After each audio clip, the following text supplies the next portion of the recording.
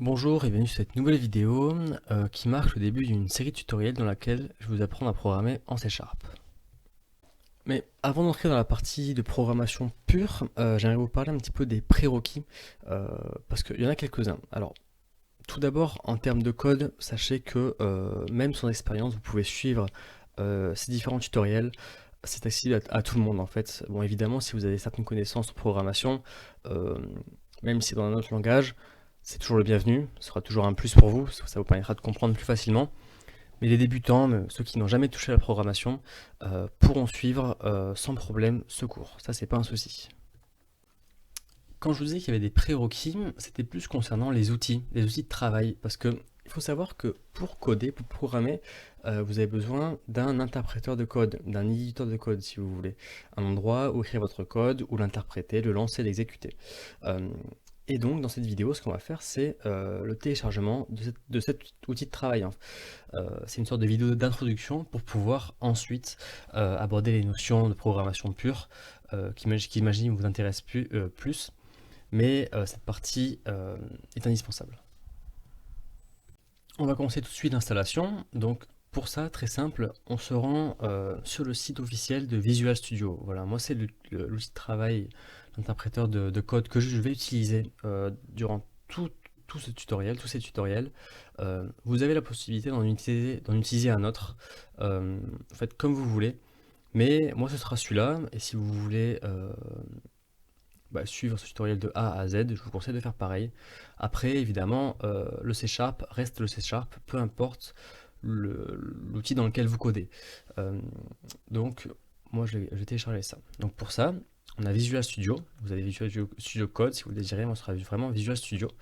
Euh, on va cliquer sur le Community 2019. Peut-être qu'il y aura une nouvelle version quand vous regardez cette vidéo. Mais, en tout cas, j'imagine que vous êtes un développeur indépendant. Donc pour vous, ce sera le community, la version community. Si vous êtes un professionnel ou une entreprise, vous téléchargez en fonction. Donc on clique. On continue, donc comme pour un téléchargement basique, en fait, on va enregistrer le fichier qui a été téléchargé et on va cliquer dessus une fois que le téléchargement est terminé. Donc euh, voilà, vous avez le processus d'installation. Là, on a installé l'installeur. Donc on continue. Jusque-là, rien d'extraordinaire. Je vous conseille de lire un petit peu, mais il y a vraiment rien de particulier. Il suffit d'attendre. Une fois qu'on arrive là, on va devoir renseigner à Visual Studio ce qu'on compte faire en fait avec l'application, avec l'interpréteur de code. Et lui, en contrepartie, il va télécharger les fichiers nécessaires. Donc nous, ce qui nous intéresse, c'est vraiment le C#. On va programmer des applications console. Vous comprendrez au fur et à mesure de la vidéo ce que c'est pas bien compliqué. Donc on va cliquer sur développement.net desktop. Vous voyez qu'il y a le mot C#, le mot console, c'est les mots-clés, c'est ce qui correspond. Évidemment, si vous voulez faire autre chose, vous pouvez sélectionner d'autres outils, mais nous on se limitera à ça, et vous cliquez sur installer. Voilà, maintenant que c'est fait, on va pouvoir créer notre premier projet et taper nos premières lignes de code. Donc pour ça, on va cliquer sur créer un projet, et on va sélectionner application console. Donc si jamais vous avez un peu de mal à le trouver, vous allez dans tous les langages, vous sélectionnez C#, tous les projets, vous sélectionnez console. Et vous allez voir, donc application console, vous vérifiez que dans les tags, vous avez bien le C# et la console. Donc on clique et on fait suivant. On va pouvoir donc lui donner un nom. On va l'appeler par exemple tutoriel, vous faites comme vous voulez.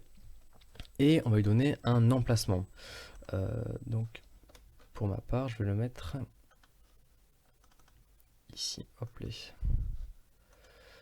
là. Ensuite, on clique sur créer et ça va créer notre premier projet. Donc on va voir ça ensemble. Ça devrait pas être trop long normalement.